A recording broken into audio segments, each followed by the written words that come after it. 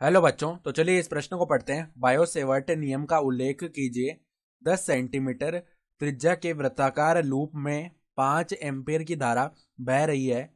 Loop के केंद्र पर चुंबकीय क्षेत्र की गणना कीजिए।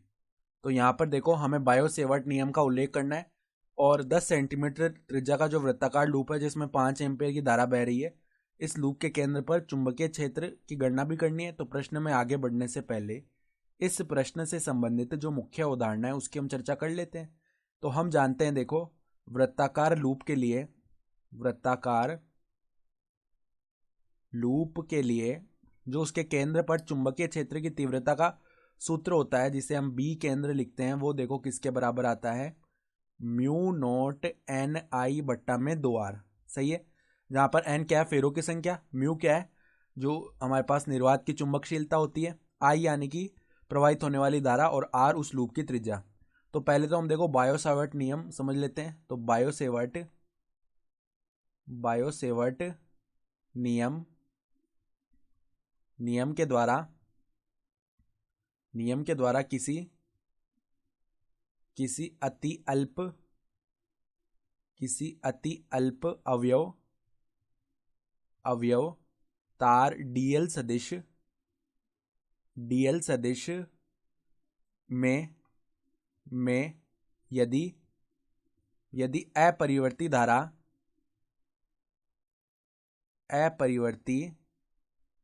धारा आई प्रवाहित हो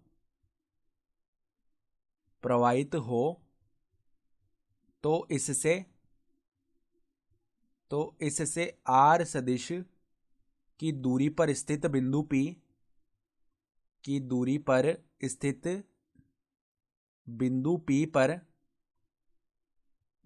P पर अल्प चुंबकीय क्षेत्र इस प्रकार दिया जाता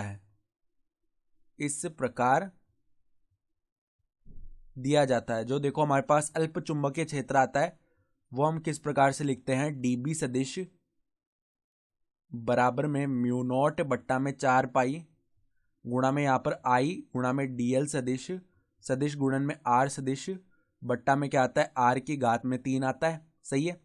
यहाँ पर मान लो इस प्रकार का तार है, यहाँ पर हमने एक छोटा सा अत्यल्प अवयव डीएल सदिश लिया है। इस तार के अंदर धारा आई बह रही है।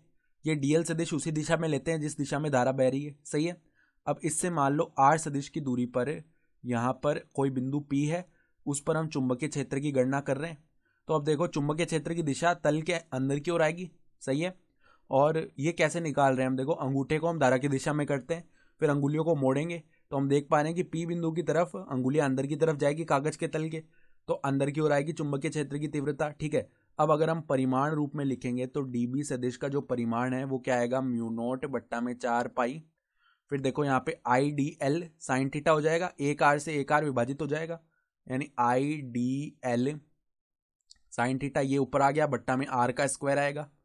सही है। जहां पे थीटा क्या है, इस डीएल सदिश और आर सदिश के मध्य का ये जो कोण आ रहा है ये है थीटा। सही है। तो ये तो हमने बायो-सेवर्ट नियम की बात कर ली। अब उसने बोला 10 सेंटीमीटर त्रिज्या है, यानी आर बराबर में 10 सेंटीमीटर। इसको हम क्या लिख सकते हैं, 10 गुणा में 10 की घात माइनस 2 मीटर, या फिर कैसे लिखा जा सकता है, 10 की घात माइनस 1 मीटर। सही है। तो अब धारा दी हुई है आई बराबर में 5 एम्पियर। तो वृत्ताकार लूप है, तो उसके केंद्र पर जो चुंबकीय क्षेत्र की तीव्रता है बी केंद्र, वो क्या आएगी, म्यू नॉट का मान क्या होता है, 4 पाई गुणा में 10 की घात माइनस 7। सही है। फिर एन यानी कि फेरों की संख्या 1 ही होगी। ठीक है। फिर यहाँ पर आई यानी कि धारा का मान है 5 एम्पियर बट्टा में 2 गुणा आर, तो 2 गुणा में आर का मान है 10 की घात माइनस 1। सही है। तो देखो इसका मान निकाल लेते हैं। अब यहाँ पर ध्यान से देखो, अब ये 10 की घात माइनस 1 ऊपर गया तो 4 पंजे 20, मतलब यहाँ से 2 तो है ना, 4 को 2 बार विभाजित करेगा, फिर 2 पंजे 10 पाई हो गया। सही है। गुणा में यहाँ पर 10 की घात माइनस 7 प्लस का 1 आएगा जो कि 10 की घात माइनस 6 बना देगा। सही है। तो अब देखो यहाँ पर ये हो गया पाई गुणा में 10 की घात माइनस का 5। सही है। तो पाई को क्या लिख सकते हैं हम, 3.14 गुणा में 10 की घात माइनस 5 टेस्ला। ये आ जाएगी हमारी अभिष्ट जो चुंबकीय क्षेत्र की तीव्रता है। तो ये हमारा उत्तर आ गया। ठीक है। तो आशा करता हूँ कि आपको ये प्रश्न समझ में आया होगा। धन्यवाद।